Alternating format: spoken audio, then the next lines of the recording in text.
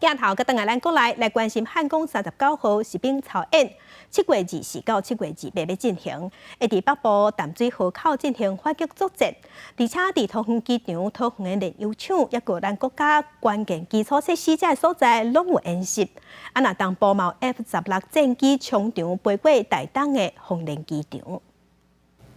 国军汉光39号士兵操演伫7月24到28，其中新北里海埔、台北港甲淡水河口是防卫替三角，也是首都防卫区重要战略位置。切实伫台北港甲北里、瓦尾、海埔举行大港防空甲反击作战有演。即摆周边战场规模扩大，亲像校高阵地，就是演敌敌人前进的重要工事。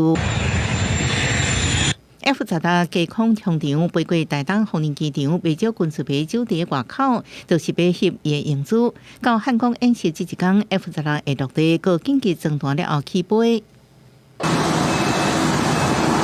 OH-58D 战术直升机为空中飞过，陆军特战部队单前攻击军无机进攻桃园炼油厂，门口是有防务工事，由桃园宪兵队市警局、桃园市后备路单前防卫军多重防护火线对抗攻击。桃园机场是进行反空降科目有限，拢是为汉光士兵操演来乱心。记者综合报道。